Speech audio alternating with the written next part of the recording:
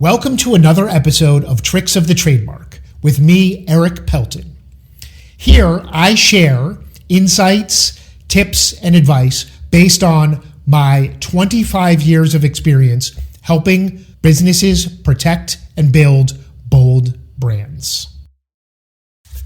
If this is the first foray into researching trademark and trademark protection that you've ever done, I want to share with you quickly a couple of top tips about trademarks for beginners. Okay, most important thing, choosing a name. The name is the foundation for your brand, and you ought to know about the spectrum of trademarks and what makes a strong mark versus a weak mark. I recommend that you choose a creative and bold brand name. Second tip, you get some protection just from using a name, but you get a lot more protection when you register the name with the U.S. Patent and Trademark Office or USPTO.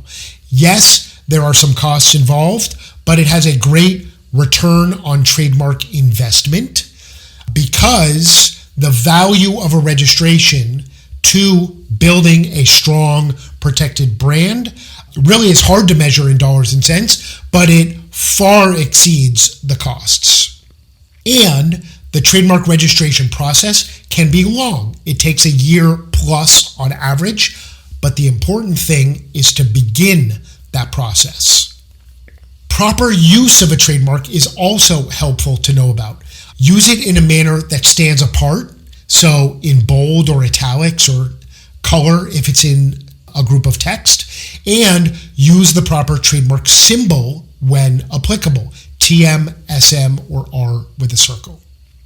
If you follow these steps, your brand will no longer be a beginner. It will be well on its way to expert status. And of course, I've got many more resources where you found this video about all of these topics and more to take you from a trademark beginner to a trademark expert.